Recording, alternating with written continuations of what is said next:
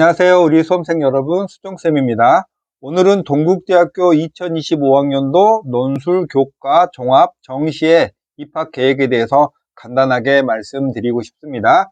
동국대는 보통 건동홍이라고 부르는 대학이고 상위 15개 대학 안에는 들어가는 그런 좋은 대학이고요. 지속적으로 좋은 인지도를 유지하고 있는 명문대학이라고 할 수 있을 것 같아요. 자, 동국대에 입학하는 방법은요, 수시와 정시로 나눠지죠. 수시가 학생부 교과 하나, 학생부 종합이 3개, 논술 이렇게 5개가 있고요. 정시는 수능으로 선발하는 것까지 해서 6개의 전형이 있는데, 이 중에서 학생부 종합의 불교 추천 인재 전형은 승려이거나 아니면 신도 중에서 추천을 받은 학생들만 대상이 되고, 우리가 보통 일반 학생들에 해당되는 내용은 아니어서 요거는 빼고 말씀을 드릴까 합니다. 자, 그럼 수시부터 가보시면 첫 번째가 논술 전형인데요. 동국대는 전형 방법이 논술 70에 교과 20, 출결이 10 해서 총 500점 만점으로 구성이 되고요. 수능 최저는 일반, 인문, 자연은 2하보에 탐구를 반영한다면 상위 한 과목, 한국사 4등급 이내라는 공통점이 있고, 자연계열은 수학이나 과학을 둘 중에 하나라도 꼭 포함해야 되고, AI 인문은 수학을 포함해야 되고, AI 자연은 수학 또는 과학을 포함해야 합니다. 경찰행정학과는 2합사의 탐구를 반영한다면 상위 한 과목에 한국사 4등급 이내고, 약학이 3합사인데요. 매년 보면 의치한약수 계열에서는 동국대 약학이 경쟁률 면에서는 최상위에 속합니다. 보통 600대 1을 넘어가는 그런 학과고요. 교과는 논술 전형에서 교과는 중요치 않다라는 얘기 정말 많이 드렸고요. 인문은 국수 영사한, 자연은 국수 과영한을 석차 등급 상위 10과목을 반영합니다. 그러니까 여러분의 고교생활 고3의 경우 5학기 중에서 뽑아서 반영을 하니까 여러분이 판단하는 여러분의 점수보다는 실제로 계산하면 점수가 더 좋겠고요. 교과에 관한 등급 점수가 1등급이 10점, 2등급이 9.97, 9.93, 9.9, 9.8 이렇게 5등급까지 보면 거의 점수가 내려가지 않죠? 논술 전형이만큼 교과의 성적을 거의 반영하지 않겠다라는 뜻으로 해석을 하시면 되겠고, 동국대는 출결을 반영하는 몇 안 되는 대학인데요. 3일 이하가 10점, 4에서 6일이 9.4, 7일에서 9일 결석은 8.8 이렇게 내려가는 거고, 출결 반영에는 미인정 결석만 포함되는 거예요. 가장 중요한 자연계열 논술에 대해서 말씀을 드리면 동국대는 90분으로 논술 시간이 짧습니다. 3문제를 출제하고 소문항도 많지 않은 그런 대학인데, 대신 홍대와 더불어서 응용성이 굉장히 극대화된 대학이어서 논술 풀 때요, 제시문이 거의 A4 용지에 한 장 가득할 정도로 길고, 수학을 일상생활 속에 숨겨놓고 실생활 활용 문제를 해결하는 그런 문제들이어서 동국대 논술에 관한 준비가 없는 학생이 동국대 문제를 만나면 깜짝 놀랍니다.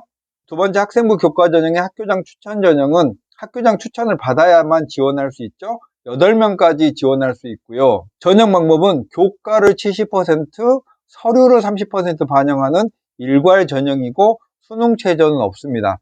교과는 보통의 경우처럼 인문은 국수 영사한, 자연은 국수 과영한을 반영하면서 논술과 마찬가지로 석차 등급 상위 10과목만 반영합니다. 여러분이 공부한 과목 중에 잘한 과목 10개만 뽑는 거고, 등급 점수도 10점부터 쭉 아주 미세하게 내려가는데요.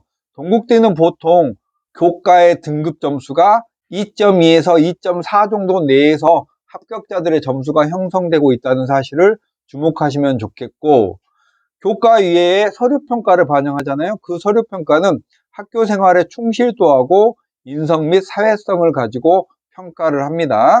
학생부 교과 전형의 올해 변경사항은 교과 관련한 영역으로 서류평가 영역이 축소됐습니다. 교과 이외의 건 보지 않겠다는 거고, 교과 관련한 영역은 여기에 있는 교과 학습 발달 상황, 세부 능력, 특기사항, 출결사항, 행동 특성 및 종합 의견으로 국한해서 살펴봅니다. 학생부 종합 전형은 동국대는 이름이 두드림 전형이라고 이름을 붙여놨는데요. 단계별 전형이에요. 1단계에서 서류 100으로 4배수 뽑고, 일부 모집 단위는 3배수를 뽑는데, 여기 몇 배수를 뽑는지의 모집 단위는 적어놨으니까 보시면 좋겠고, 2단계는 1단계 70, 면접을 30% 반영해서 최종적으로 합격자를 선발하죠. 수능 최저는 없고요. 면접은 제출하신 서류, 학생부를 가지고 2인의 입학사정관이 10분 정도의 면접 시간을 가지고 평가를 합니다. 학생부 종합전형의 두드림 소프트웨어 전형은 위에 학생부 종합의 두드림 전형하고 거의 유사한데 모집 단위만 AI 소프트웨어 융합학부 64명을 선발하는 전형을 특별히 이렇게 이름을 붙여놨습니다. 나머지의 내용은 대동소이합니다. 이렇게 해서 동국대 수시에 대한 이야기는 마치기로 하고요. 정시로 가보시면 동국대 정시 모집은 수능 100%로 뽑고요. 여느 상위권 대학처럼 국어 수학은 표준점수, 탐구는 변환 표준점수라고 해서 각 탐구별로 100분이 받은 걸 점수로 다시 바꾸는 거고, 보통 이렇게 변환 표준점수를 발표하는 대학은 수능 성적표가 나온 다음에 12월 20 며칠쯤에 대학들이 홈페이지에 발표를 하는 거예요. 그래서 100분위로 판단하는 대강의 합격 점수가 86에서 88% 정도로 건국대보다는 조금 낮고 홍대보다는 조금 위인 거의 비슷한 정말 말 그대로 건동홍 정도의 대학이고요. 가산점이 있는데요. 동국대 자연계열을 유형1, 유형2, 유형3으로 이렇게 모집 단위를 그룹을 지어놨습니다. 바로 밑에서 금방 보여드릴게요. 유형1은 미적 또는 기하의 표준점수의 3%를 가산하고 수학을 가산점을 준다는 건 수학 관련한 학과겠죠. 유형2는 과탐의 과목별 변환 표준점수의 3%를 가산하고 유형3은 미적 또는 기하와 과탐에 모두 가산점을 주는 대학교입니다. 그리고 전체적으로는 동국대는 자연계열의 수학탐구의 지정 과목을 폐지했고요. 방금 말씀드렸듯이 모집 단위에 따라 미적 또는 기하, 과탐에 가산점을 주고 제일 중요한 특징 중에 하나가 이번에 동국대가 다군을 신설했습니다. 지금까지는 다군이 거의 대학들의 모집 단위가 없었던 거의 황무지 같은 그런 군이었는데 올해부터는 다군으로 모집 단위를 많이 옮겨서 다군도 이제 지원할 대학과 학과가 은근하게 많이 늘어났어요. 위에 가산점을 주는 유형을 분류해 놨는데요. 유형 1은 미적분만 가산점을 주는 대학이죠. 이런 학과들이 그렇고 유형 2는 과탐에 가산점을 주는 학과죠. 화학과, 생명과학과, 가정교육과 이런 학과네요. 유형 3은 수학, 과학에 모두 가산점을 주는 그런 학과들입니다. 여러분이 연말에 수능시험 본 다음에 여러분의 수학과 탐구의 성적을 보고 이 학과들을 골라주시면 되겠고요. 반영 비율은 인문계열은 국어의 반영 비율이 꽤 높고 수학이 상대적으로 저조합니다. 자연계열은 수학의 반영 비율은 높고 전체적으로는 탐구의 반영 비율은 조금 낮은 경향을 띠는 대학이 동국대입니다. 그러니까 동국대는 인문은 국어를 잘하고 자연은 수학을 잘하는 학생이면 지원에 유리하겠고요. 영어의 등급 점수는 200, 199, 197, 190, 180으로 등급 간의 점수 차가 상위 등급에는 그렇게 높지 않은 편입니다. 그럼 마지막으로 동국대가 작년 2024학년도와 올해 2025학년도의 변경사항을 요약해보면 교과에서는 학교생활 기록부의 전 영역을 서류 평가하다가 올해는 교과 관련한 영역만 평가하는 걸로 학생부 교과 전형은 바뀌었고요.